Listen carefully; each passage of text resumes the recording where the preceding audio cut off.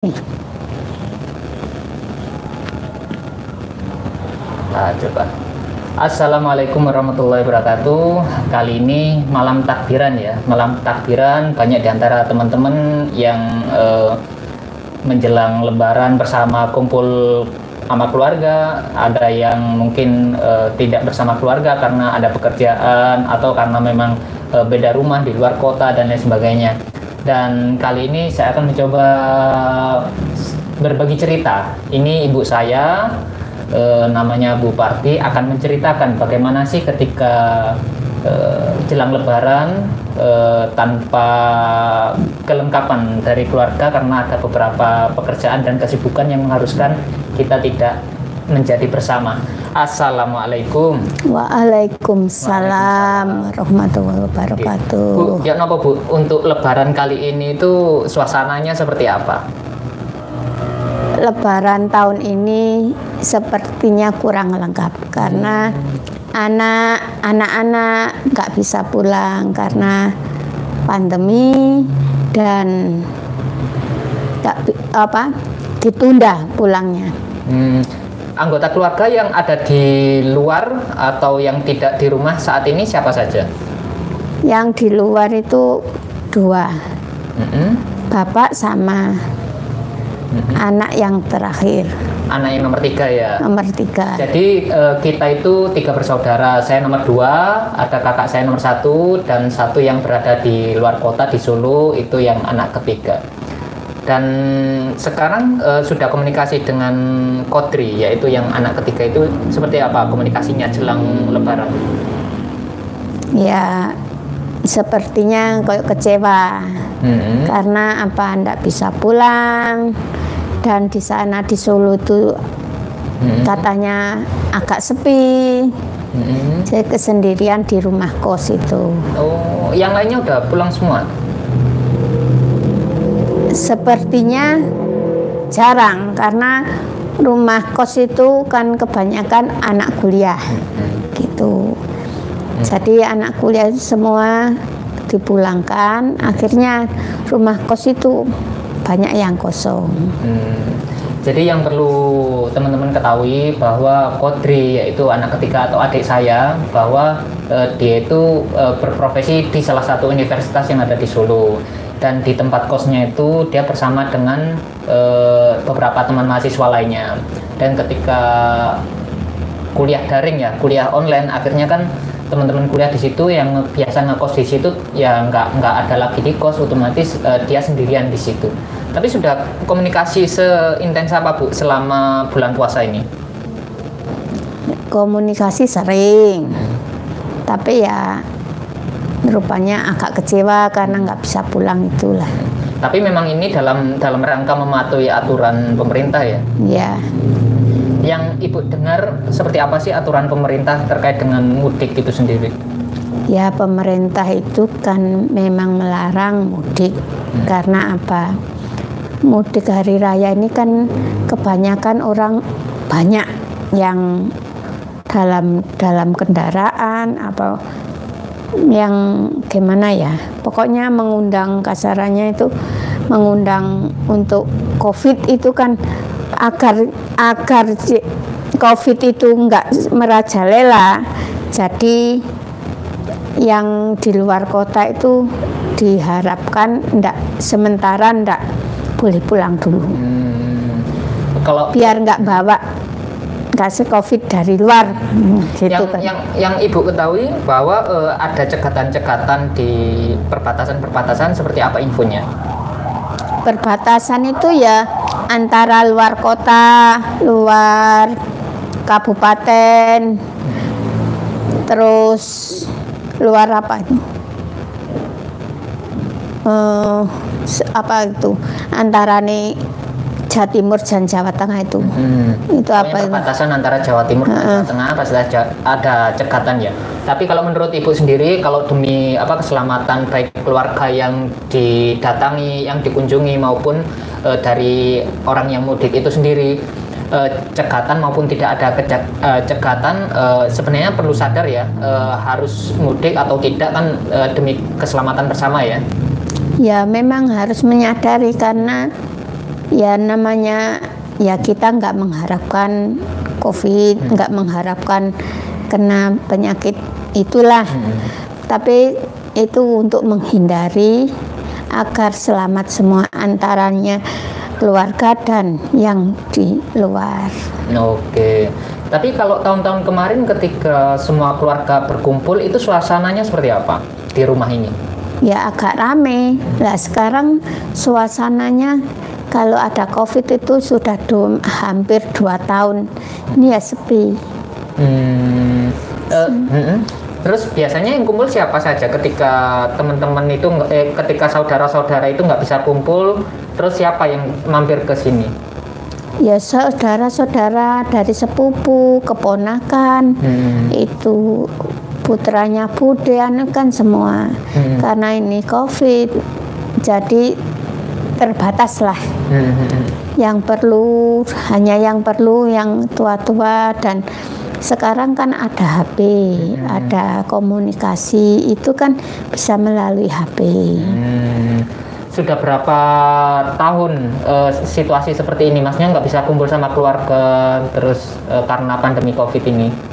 Hampir 2 tahun ya, 2 kali hari raya. 2 hari raya. 2 hari raya ya. Harapannya apa sih ketika adanya pandemi sehingga tidak bisa kumpul dengan keluarga, entah itu mereka nggak bisa mudik ataukah karena memang nggak bisa memungkinkan untuk pulang ke rumah, harapannya seperti apa? Ya harapannya gini, semoga COVID ini, wabah yang mengenaskan ini agar diangkat oleh Allah Subhanahu wa Ta'ala, biar masyarakat dan keluarga dan Indonesia itu lepas dari, ya bukannya ya lepas dari apa ya, ketakutan itulah. Oke. Terus selama ini kan besok sudah hari raya. Ini yang udah disiapin di rumah itu seperti apa dibandingkan dengan tahun-tahun sebelumnya? Atau seadanya, sederhana? Ya sederhana, karena kan keluarga gak kumpul semua. Jadi ya kasarnya nggak ngoyo lah gitu, nggak ngoyo. Bapak juga nggak bisa pulang ya untuk tahun ini juga ya? Nggak bisa pulang karena yaitu terbatasnya di sekat-sekat itu perjalanan itu melalui jalan protokol, jalan-jalan kecil-kecil itu semua katanya memang beritanya itu memang dijaga dengan aparat polisi itu. Jadi walaupun nggak harus ngambil momen Idul Fitri, nanti ketika pandemi udah selesai kumpul lagi ya? Insya Allah, pasti itu. Oke. Terus untuk hari besok, terus perayaan yang berbeda dengan tahun-tahun sebelumnya, untuk menyiasati suasana yang sebelumnya meriah terus akhirnya sepi, untuk menyiasatinya apa Bu? Ya gimana ya, kita ya harus menyadari dan ya gitulah, karena semua itu kan Allah yang menurunkan wabah, yang ngangkat wabah, ya kita harusnya menyadari apa adanya, itu harus menyadari dan kita bersyukur masih bisa diberi kesehatan gitu aja. Nah, terutama untuk pesannya kepada orang yang jauh nih, Kodri, apa nih pesan-pesan kepada dia ketika hari Lebaran belum bisa pulang, apa pesannya? Ya saya pesan ya biar di sana diterima dengan ikhlas karena masih keadaan COVID, jadi jangan banyak mikir gitu aja. Gitu ya. Yang sana nyadari, yang sini ya nyadari. Biasanya prinsip apa sih Bu yang Ibu terapkan atau yang Ibu tanamkan ke anak-anak Ibu, termasuk Kodri, termasuk saya, termasuk kakak? Ya saya terapkan ya, kalau hari raya itu kan kumpul itu senang. Paling enggak itu bisa kumpul-kumpul bareng, bergurau, bisa senang lah gitu. Karena ini hari raya, pas hari raya ini ada COVID, ya apa boleh buat, kita harus nyadari.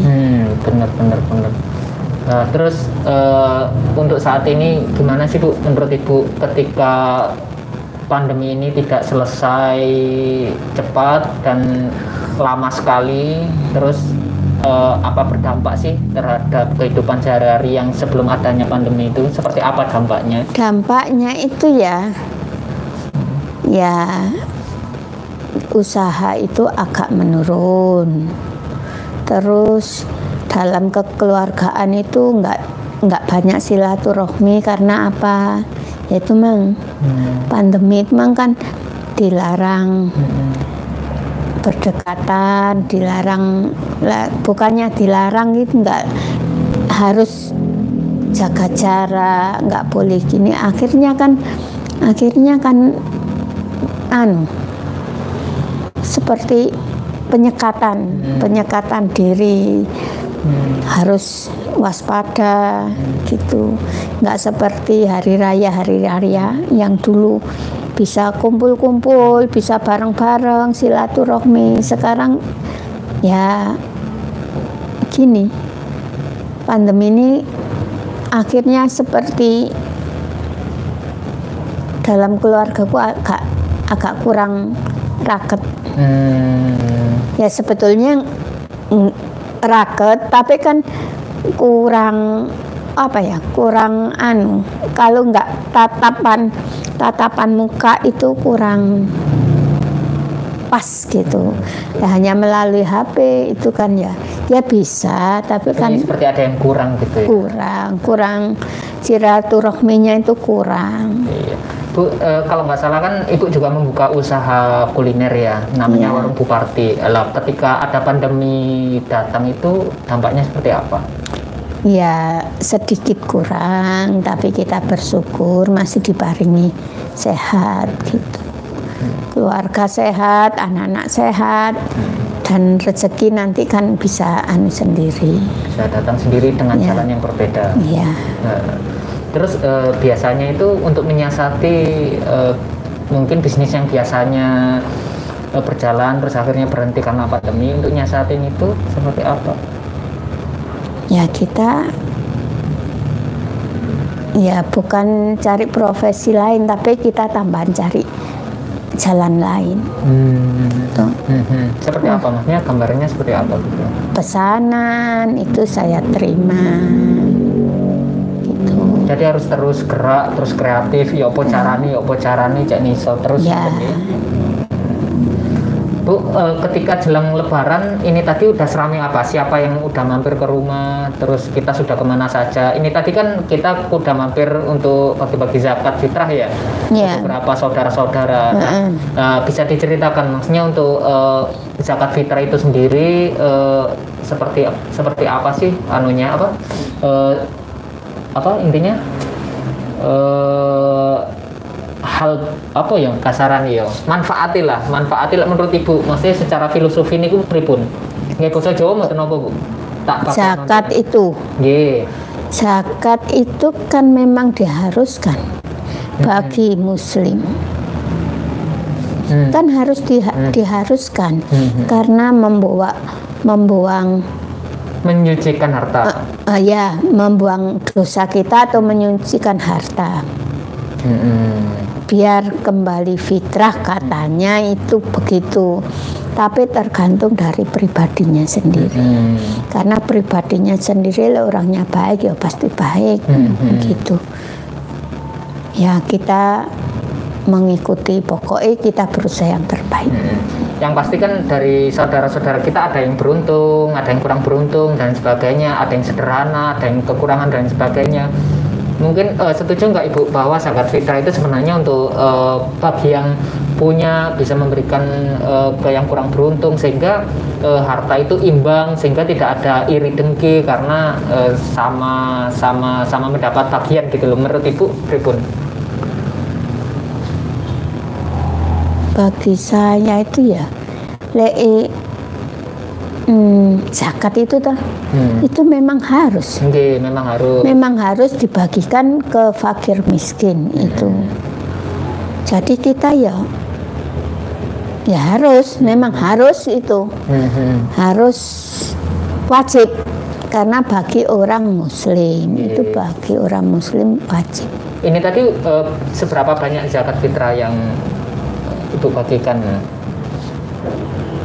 Yang saya bagikan 4 kantong, masing-masing beratnya 2 kilo 2 kilo 75 ya? 75 ya. 2 kilo 75 ya. Dan dengan harapan zakat fitrah yang mensucikan harta dan dibagikan kepada orang-orang yang memang membutuhkan, harapan Ibu seperti apa?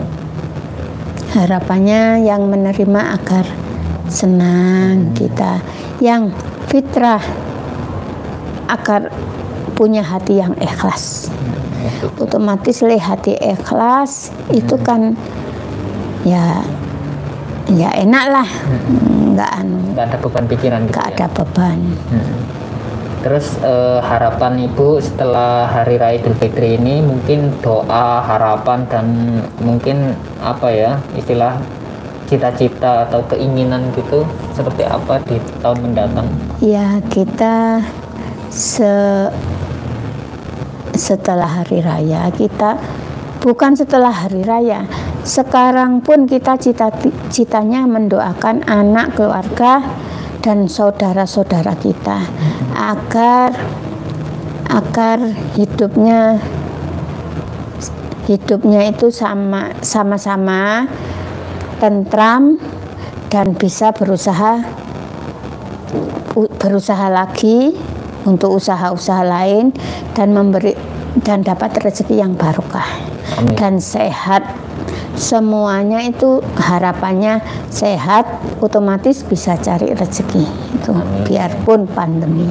Kalau doa Ibu untuk anak-anaknya yang sedang bekerja dan lain sebagainya, atau sedang sedang bekerja, apa doa Ibu?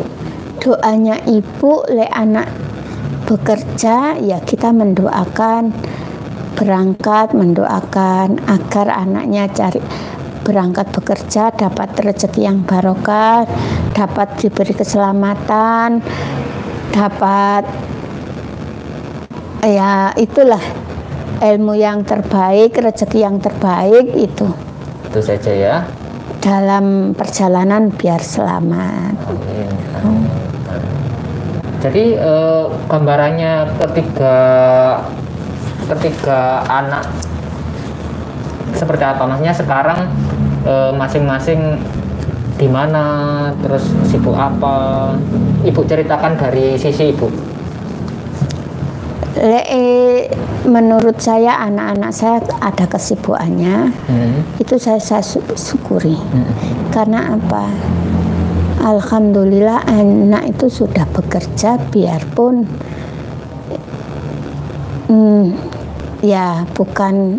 bukan pimpinan besar lah kan, tapi kan bisa bekerja dengan maksimal. Terus doanya orang tua agar rezekinya barokah, selamat itu, agar punya ilmu yang manfaat, itu doanya. Rezeki barokah itu biar barokah kan untuk buat apa-apa saja kita barokah dan harus menyukuri. Pun wonten mawon, wonten malih sing badhe disampaikan. Ya, kita menyampaikan kepada anak-anak saya agar bekerja di rumah atau di luar rumah itu agar dijaga kesehatannya, dijaga tingkah lakunya, diberi jalan yang terbaik, diberi ilmu yang terbaik, diberi rezeki yang terbaik, agar nanti anak itu bisa jalannya terbaik. Apa yang ditindakkan, apa yang dijalankan yang terbaik. Oke, amin, amin, amin, amin. Nggih pun ngenten mawon pun mantun acarane, pun wonten malih sing disampaikan? Sampun. Sampun. sekian dulu acara live perdana yang sempat kita sampaikan tadi. Ada kendala teknis di live pertama, terus baru bisa dilakukan live kedua ini. Kita ngobrol perdana dengan Ibu dengan tema yang masih campur-campur, belum jelas. Tapi yang pasti ini tadi membahas tentang bagaimana sih Lebaran di masa pandemi di tahun kedua ketika semua keluarga belum bisa kumpul di rumah ini. Tapi walaupun begitu kita masih bisa merasakan kebersamaan dengan teknologi yang ada. Tapi yang pasti kita berharap bersama bahwa pandemi itu lekas berakhir biar semua bisa kumpul secara tatap muka sehingga silaturahmi itu lebih afdol. Oke, sekian dulu acara dialog antara saya dengan Ibu. Untuk acara berikutnya nantikan ya, jangan lupa subscribe juga di YouTube ini untuk bisa memberikan notifikasi kepada Anda bahwa saya akan live di masa mendatang. Oke, Assalamualaikum warahmatullahi wabarakatuh. Waalaikumsalam warahmatullahi wabarakatuh. Peace.